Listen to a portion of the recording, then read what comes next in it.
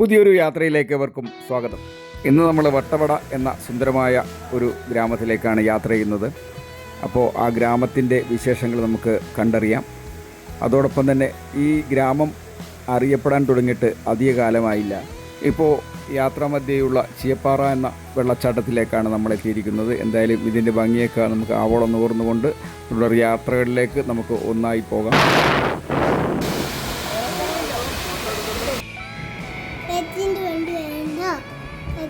ഇപ്പോൾ Richu Argentina fans ആയത് കാരണമാണ് ഇത് ബ്രസീലിൻ്റെ വണ്ടിയാണെന്നാണ് പറയുന്നത്. ഇന്നത്തെ യാത്ര എന്തായാലും ആനപ്പുറത്ത് തന്നെയാണ്. KSRTCയുടെ ബജറ്റ് ടൂറിസത്തിൻ്റെ ഭാഗമായിട്ടുള്ള ബസ്സുകളിലാണ് നമ്മൾ അങ്ങോട്ട് പോയിക്കൊണ്ടിരിക്കുന്നത്. അപ്പോൾ ഈ വട്ടവട എന്ന ഗ്രാമം ടൂറിസത്തിൻ്റെ മാപ്പിലേക്ക് അടയാളപ്പെടുത്തിയിട്ട് അധികകാലമായില്ല. കേരളത്തിലെ ഇവിടെ മാത്രമേ ഉള്ളൂ ഈ ഇനം പശുക്കൾ, സങ്കരയിനം പശുക്കൾ. അതിന് സങ്കരയിനം കാളവർഗ്ഗങ്ങൾ എല്ലാം ഇവിടെ തന്നെ ഇവിടെ ഉള്ളൂ. പിന്നെ വളർത്തുന്ന കാണാൻ വരെ ഭംഗിയാണ്. നമ്മുടെ സ്വിറ്റ്സർലൻഡിലുള്ള പശു വരെ ഇവിടെ ഉണ്ട്. അതുകൂടാതെ ഇൻഫെക്ഷനും കൂടെ വന്ന് കുറെ എണ്ണം ചത്തു. അതുകൊണ്ടാണ് നിർത്തിയത്.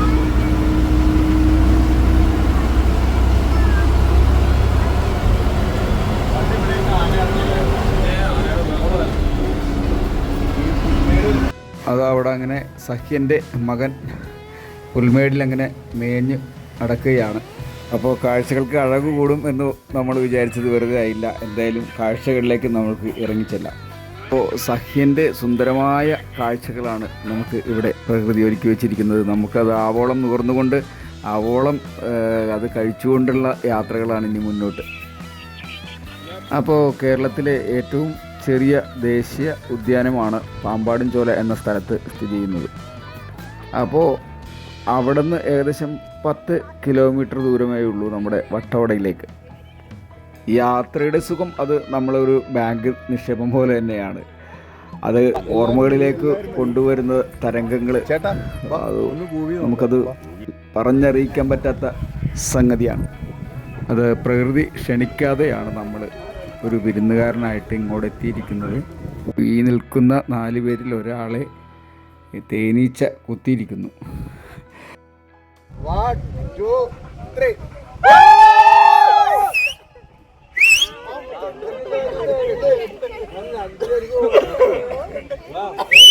സുന്ദരമായ നിമിഷങ്ങളിലൂടെ നമുക്ക് മുന്നോട്ട് നടക്കാം. വെസ്റ്റേൺ ഗാട്ട്സിൻ്റെ മനോഹാരിത മുറ്റി നിൽക്കുന്ന ഇടമാണ് ഇവിടെ.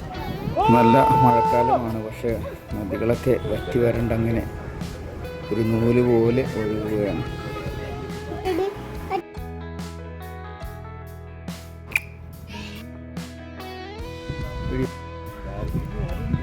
വളരെ കരുതലോടുകൂടി വേണം പ്രകൃതിയെ സമീപിക്കാൻ.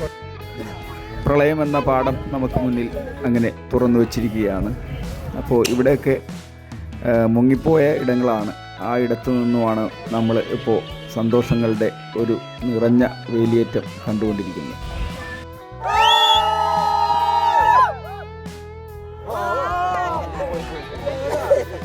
കൊടുത്താൽ കൊല്ലത്തും കിട്ടുന്ന ഒരു പ്രതീതിയാണ് ആ പ്രതിധ്വനി. നമ്മൾ കൊടുക്കുന്നതാണ് നമുക്ക് തിരിച്ചു കിട്ടുന്നത്. അത് ആ ഒരു പ്രതിധ്വനി ശബ്ദത്തിലൂടെ നമുക്ക് അനുഭവവേദ്യമാകുന്നു. അപ്പോൾ പോരുന്ന വഴിക്ക് നമ്മൾ ഹോട്ടലിൽ നിന്നും ഭക്ഷണ സാമഗ്രികളൊക്കെ കരുതിയാണ് പോകുന്നത്. അപ്പോൾ ഇനി അതൊക്കെ കഴിക്കാനുള്ള ഒരു നിമിഷങ്ങളാണ്. അപ്പോൾ എല്ലാവരും കൂടി ഒത്തൊരുമയോടുകൂടിയാണ് ഇതെല്ലാം നമ്മൾ അവിടെ വിളമ്പുന്നത്. അതിൽ നമുക്ക് ഇതിൻ്റെ KSRTCയുടെ ആളുകളുടെ ഒരു സഹകരണം അത് നമുക്ക് പറഞ്ഞറിയിക്കാൻ പറ്റാത്ത ഒരു വൈബാണ്. എന്തായാലും അവരുടെ വിവരണങ്ങളും അവരുടെ ഓരോരോ നിമിഷങ്ങളും നമ്മളോട് അവർ പങ്കുവെക്കുന്നത് വളരെ വളരെ രസകരമായിട്ടാണ്. എന്തായാലും ഈ യാത്ര നമ്മുടെ മനസ്സിൽ എന്നെന്നും ഒത്തിരി കാലം നമ്മളുടെ കൂടെ സഞ്ചരിക്കും എന്നാണ് എനിക്ക് പറയാൻ. നമ്മുടെ ഇനിയുള്ള യാത്രകളിൽ സുമേഷിൻ്റെയും സുജിത്തിൻ്റെയും മുഖം ഇനിയും നമ്മൾ മറക്കില്ല. അപ്പോൾ യാത്രയുടെ സൗന്ദര്യം കൂടണമെങ്കിൽ നമ്മൾ കഴിക്കുന്ന ഭക്ഷണത്തിനും രുചിയുണ്ടാവണം. നമുക്കൊരു വിശിഷ്ട വ്യക്തിയുണ്ട്, കിരൺ ബേബി, നമ്മുടെ FM RJ ആണ്. അദ്ദേഹത്തോടൊപ്പം ഒരു സെൽഫി എടുത്തേക്കാം.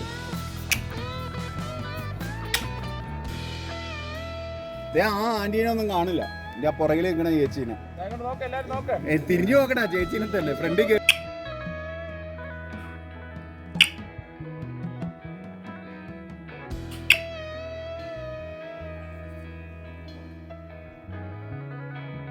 അങ്ങനെ നമ്മൾ സ്വരുക്കൂട്ടി വച്ചിരിക്കുന്ന മോഹങ്ങളുടെ പൊലിമ അങ്ങനെ KSRTCയിലൂടെ പലർക്കും നിറവേറാൻ സാധിച്ചതിലുള്ള വളരെ വളരെ സന്തോഷകരമായ നിമിഷങ്ങളിലൂടെ നമ്മൾ ഈ മേച്ചിൽപ്പുറങ്ങളിലൂടെ ആഗ്രഹങ്ങളെ പറത്തിവിടുകയാണ്. ഒഴുക്കുള്ള വെള്ളത്തിൽ അഴുക്കില്ല എന്ന് പറയുന്നത് വളരെ ശരിയാണ്. നമ്മൾ യാത്രകളിലാണ് നമ്മളെ രഞ്ജിപ്പിക്കുന്നതും മോഹിപ്പിക്കുന്നതും. വളരെ നൈമിഷികമായ ജീവിത കാലയളവിൽ നമ്മൾക്ക് എത്തിപ്പിടിക്കാവുന്ന ഇടങ്ങളിലേക്കൊക്കെ നമ്മൾ പോകണം. അപ്പോൾ ഇനിയും നമ്മൾ ഇങ്ങനെ ഒന്നിച്ച് എവിടെയെങ്കിലുമൊക്കെ വെച്ച് പരിചിതരായിട്ട് നമുക്ക് മുന്നോട്ട് പോകാം. നമ്മളിവിടെ ഒരു ഗ്രാമത്തിലെത്തി കുറച്ച് പച്ചക്കറികളൊക്കെ വാങ്ങിക്കുകയാണ്. ഇവിടെ പച്ചക്കറികൾ മാത്രമല്ല, ഇവിടെ ഒത്തിരി ഗ്രാമീണ ജീവിതങ്ങൾ നമുക്ക് നേർക്കാഴ്ചയായിട്ട് കാണാൻ കഴിയും. നല്ല ഒന്നാന്തരം പച്ച മനുഷ്യരെ കാണാൻ കഴിയും. അതൊക്കെ തന്നെ ഗ്രാമത്തിൻ്റെ നൈർമല്യമാണ് നമ്മളെ മുന്നിൽ. നമുക്ക് ഈ കാഴ്ചകളിലൂടെ ഒത്തിരി മൃഗങ്ങളെയൊക്കെ കാണാൻ പറ്റി. അത് തന്നെ വല്ലാത്തൊരു ഭാഗ്യമാണ്. നമ്മൾ കാട്ടുപോത്ത്, ആന, മ്ലാവ്, അണ്ണാൻ അങ്ങനെ മുതലായ ഒത്തിരി മൃഗങ്ങളെ കാണാൻ കഴിഞ്ഞു. അതുപോലെ തന്നെ പക്ഷി നിരീക്ഷകരുടെ പറുദീസയാണ് ഈ സ്ഥലം. അതിലെ മേയുന്ന പശുക്കളും കുടിലുകളും അങ്ങനെ നമുക്ക് പ്രകൃതി എങ്ങനെയാണെന്ന് വർണ്ണിക്കാൻ പറ്റുന്നത് അത് കണ്ടു തന്നെ അറിയേണ്ട ഒരു സവിശേഷതയാണ്. അപ്പോൾ അത് നമ്മളെ കണ്ട ഒത്തിരി എല്ലായിടവും പൂക്കളാൽ സമ്പന്നമാണ് ഇവിടെ.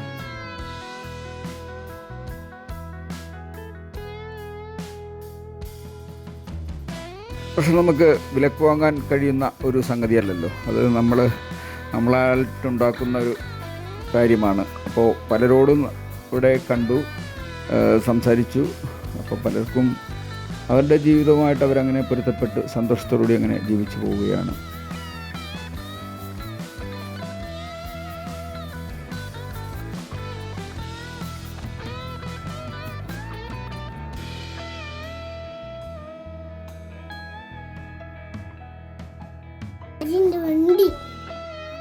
ഇത് സ്ത്രീകളുടെ വാഹനമല്ല, ഇത് അർജൻറ്റീനയുടെ വണ്ടിയാണെന്നാണ് റിച്ച് പറയുന്നത്.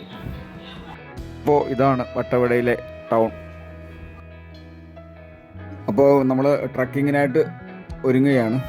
അപ്പോൾ ഇതൊരു ഒന്നൊന്നര യാത്ര തന്നെയാണ്. അനുഭവിച്ച് തന്നെ അറിയണം അതിൻ്റെ സവിശേഷത. റോഡ് എന്ന് പറയുന്നൊരു സംഗതിയില്ല, പലയിടത്തും ഉൾക്കവീണ പ്രതീതിയാണ്. അപ്പോൾ അതൊക്കെ നമ്മൾ തരണം ചെയ്ത് ജീപ്പ് മുന്നോട്ട് പോവുകയാണ്.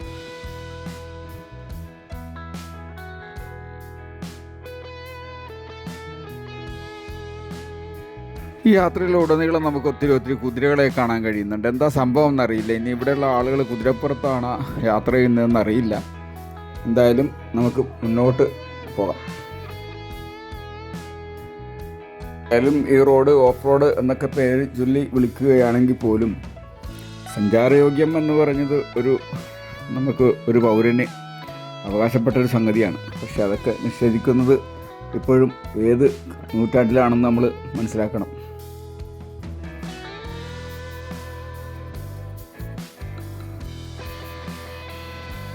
തമിഴ്നാടുമായിട്ട് അതിർത്തി പങ്കിടുന്ന ഗ്രാമമായത് കാരണം ഇവിടുത്തെ ക്ഷേത്രങ്ങൾക്കും ആ ഒരു തമിഴ്നാടിൻ്റെ ശൈലിയാണ്.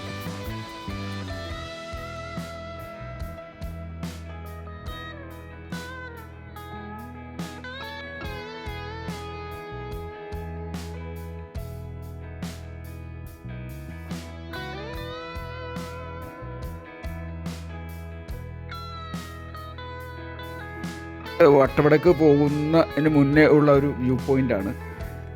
അപ്പോൾ ഇവിടെ നിൽക്കാം, കുറച്ച് ഫോട്ടോസൊക്കെ എടുക്കാം. അതോടൊപ്പം തന്നെ നമുക്ക് ഇവിടുത്തെ ഗ്രാമീണരുടെ കുറച്ച് പഴങ്ങളും വിൽക്കുന്ന സ്റ്റാളുകളൊക്കെ ഉണ്ട്. അപ്പോൾ അവിടെ നിന്നൊക്കെ നമുക്ക് എന്തെങ്കിലുമൊക്കെ പർച്ചേസ് ചെയ്യണം.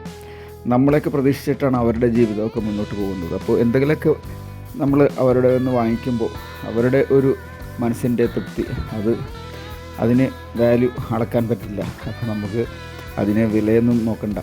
അപ്പോൾ നമുക്ക് എന്തായാലും കുറച്ച് പഴങ്ങളൊക്കെ വാങ്ങിക്കാം.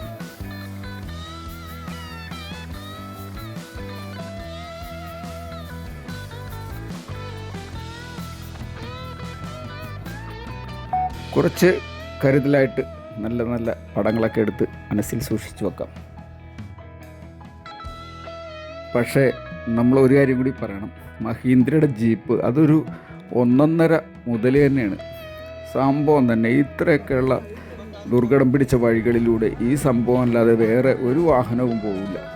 അപ്പോൾ ആ വാഹനത്തിനും അതിൻ്റെ നിർമ്മാതാക്കൾക്കും അതിനെ ഓടിക്കുന്നവർക്കും എല്ലാവർക്കും ഒരു ബിഗ് സല്യൂട്ട് തന്നെ കൊടുക്കുകയാണ്.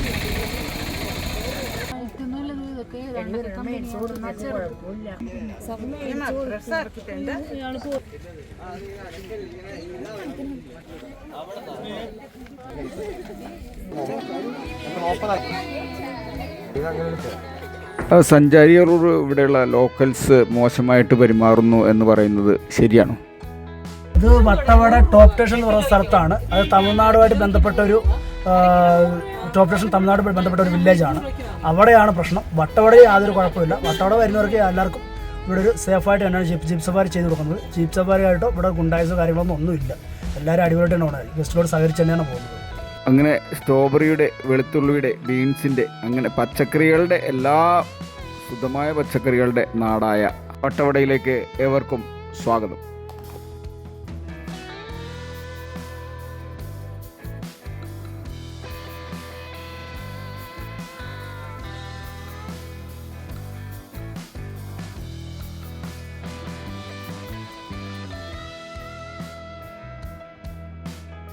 രണ്ട് മലകൾക്കിടയിലുള്ള ഈ സുന്ദരമായ ഗ്രാമം കണ്ടപ്പോൾ ഒരു റോപ്പ് വേ ഇതിൻ്റെ മേലെ കൂടി കണക്ട് ചെയ്തിട്ടിരുന്നെങ്കിൽ വളരെ സുന്ദരമായിട്ട് ഇതെല്ലാം കാണാമായിരുന്നു എന്നൊരു തോന്നലുണ്ടായത് വളരെ സ്വാഭാവികം.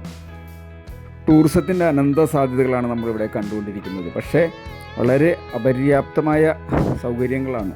നമ്മൾക്കൊന്ന് യൂറിനേറ്റ് ചെയ്യണമെങ്കിൽ പോലും അതിനുള്ള സാഹചര്യം ഇവിടെ ഇല്ല എന്നുള്ളതാണ് സത്യം. അതുപോലെ ഇവിടുത്തെ ഗ്രാമീണർക്കും വളരെ അവരെങ്ങനെയെങ്കിലൊക്കെ ഇവിടെ ജീവിക്കുന്നു എന്നുള്ളതിൽ അവർക്കൊരു സഞ്ചാരയോഗ്യമായ റോഡ് പോലും ഇവിടെ ഇല്ല. അതുമൊക്കെ വളരെ പരിതാപകരം.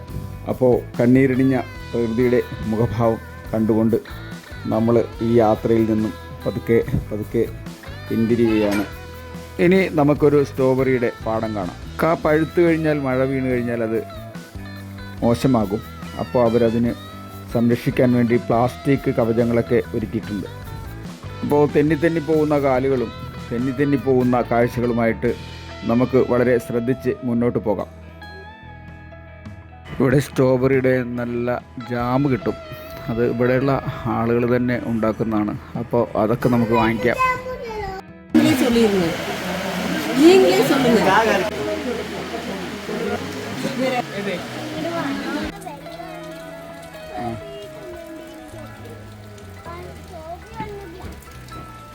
നമുക്ക് നല്ല തേനൊക്കെ വേണമെങ്കിൽ വാങ്ങിക്കാം. അതിനെക്കുറിച്ച് അറിയാം. ഓരോ ചായയും കുടിക്കാം.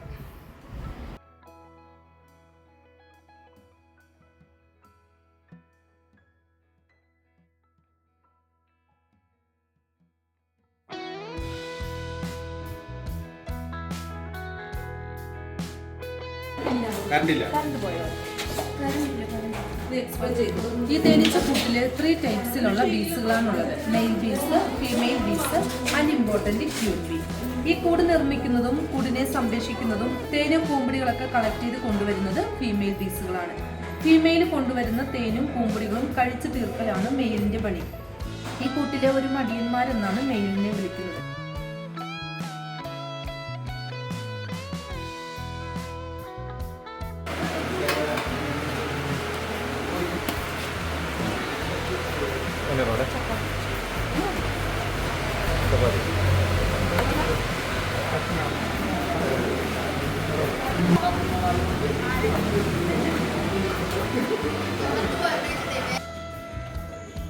വീണ്ടും മറ്റൊരു യാത്രയിലൂടെ കണ്ടുമുട്ടാം എന്ന പ്രത്യാശയോടെ തൽക്കാലം കുഞ്ഞുങ്ങളുണ്ട്, തള്ളയുണ്ട്, അച്ഛനുണ്ട്,